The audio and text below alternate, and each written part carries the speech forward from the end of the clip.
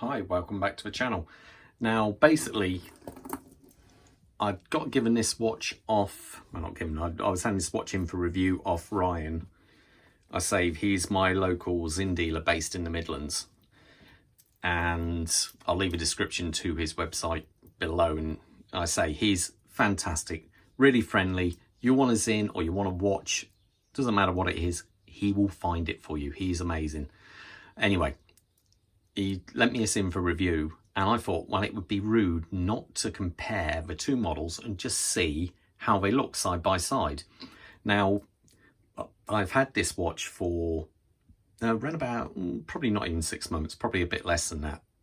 And it was a watch, I say at first, I was never a big fan of the 104. It never really appealed. I was more for the EZM range of watches, but when I got it, I was converted. That was it. I now love the 104 and I think it's amazing. So I got handed this. Now these are two watches from, they're both 104s, but the only difference is that blue dial. Now you don't really appreciate the blue dial indoors quite so much. Outdoors is when you really appreciate just how bright and vivid that is. But I love the fact that it can change colour.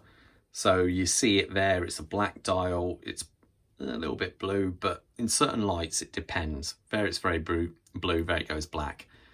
But I don't know, it's ever so nice, and it plays on you. So basically you look at it and it always changes colour. It seems really quite interesting.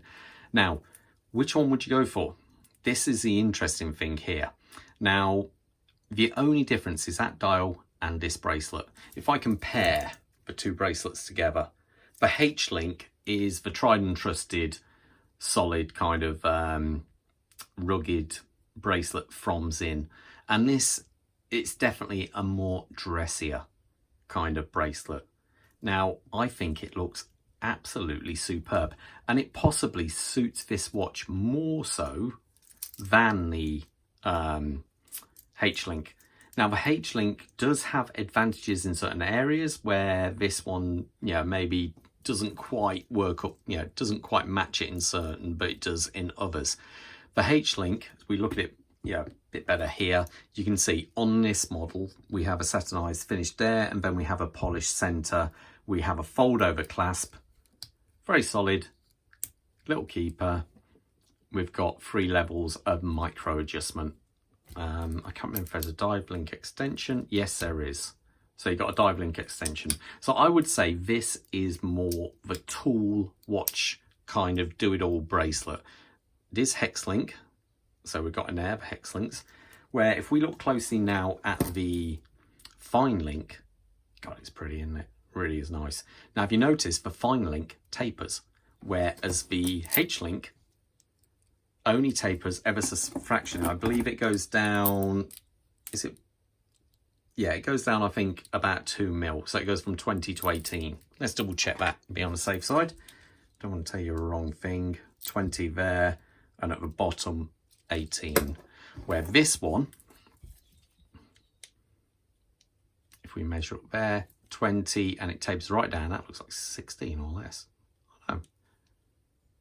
Oh, 18 again.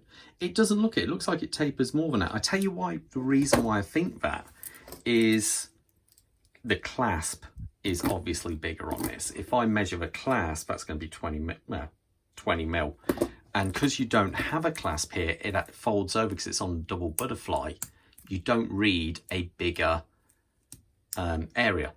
So you actually just read that. So it does look like it tapers more, but it doesn't. I love how you have the signs in there and double push buttons. You have to press both to open it. It won't just accidentally open. But you are lacking the micro adjustment. The only adjustment you do have is these half links there. So that is one downside, but this is definitely a more dressier, and I would possibly say it just feels more silky smooth on your arm. So, but they are in essence exactly the same watch, bar the bracelet, which you can swap, or the dial. Which one out of the two do you guys prefer, do you think? So it's only just a short video. I just wanted to like show the two and how they look together, just while I've got this other model in my hand. I am tempted on this bracelet. I'm not sure if I might buy one and fit it onto there, because I do really like it. And side by side you can see, I think they're both are they as thick as each other? Let's have a measurement. I think they're not quite, if I'm right. So 3.4. To be fair, these are only plastic calipers, so they're not best. I think this is 3.8 or 4. Ah, that's interesting. So the difference is there, this bracelet is actually a little bit thinner than that bracelet by 0.5 mil or so. But what do you guys think? If you were going to go out and buy a brand new one, so you had the ability to choose either, what configuration would you go for? Would you go for black, H-link, or the blue, fine link, or would it be a mixture, H-link on that or fine link on that? So I'm really quite interested to see what you guys actually think. So let me know in the comments below. Always interesting to see. Okay, all the best and take care. See you at the next review. Bye.